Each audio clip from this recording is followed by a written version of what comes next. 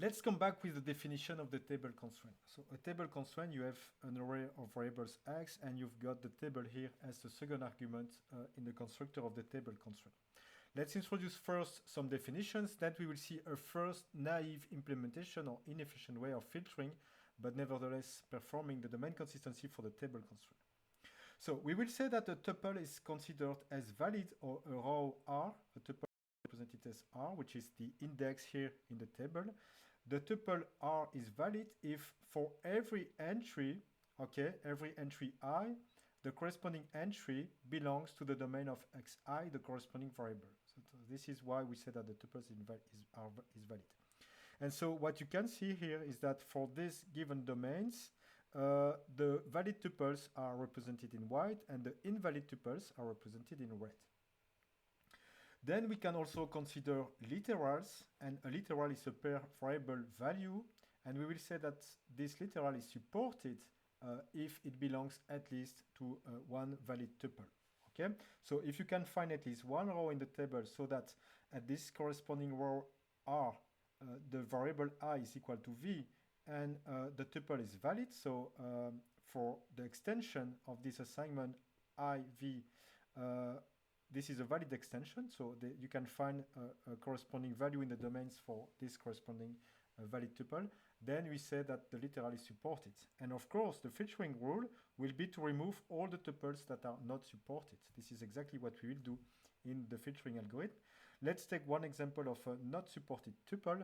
So you have one example here, ZB. So you take the column ZB, you see that among the valid tuples, you never have a B for the variable z, and so this tuple is not valid.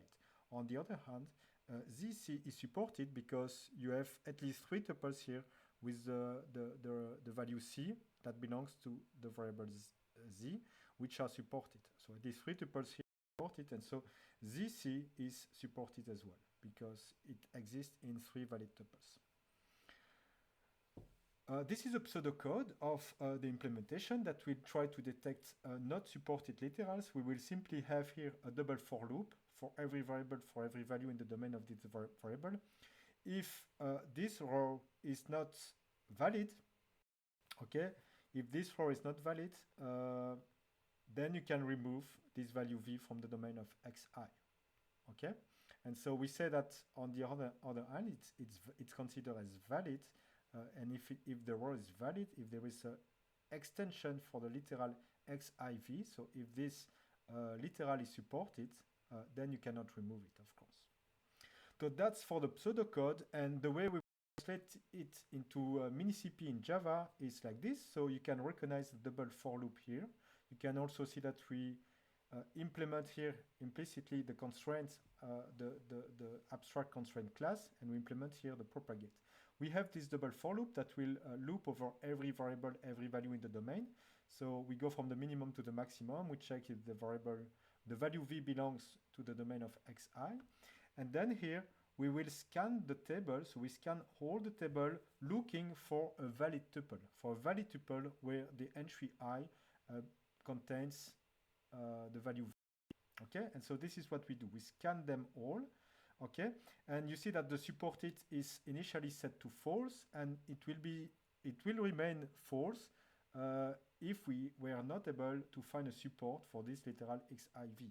And so if we were not able to find it, we will safely remove this value v from the domain of xi, which will trigger an inconsistency exception and cause a backtrack by the solver if an inconsistency exception is found.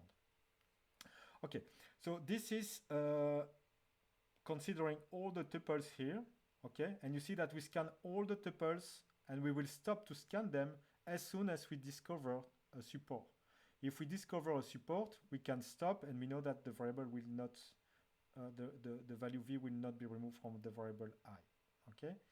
And so if it's not supported. So initially it is not supported. You continue as long as it's not supported, and it will be set to support it if you find for the entry, if you find for the entry tuple index here, if you find that for all the other variables, the corresponding entry belongs to the other j, okay, if for all of them it's the case, then supported will be set to true, okay, because all the entry of this tuple are supported, okay, so we found a valid tuples for which the value v equal here, the value v at the index I is found. So this is the literal that you were interested to check if it was supported or not.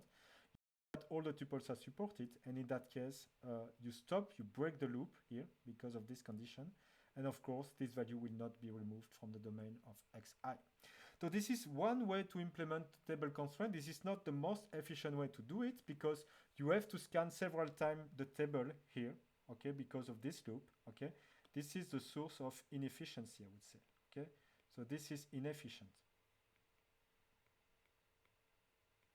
because you have to scan all the tables several times. We will discover together another algorithm that is a little bit more efficient, that guarantees that you will only scan once the whole table to verify.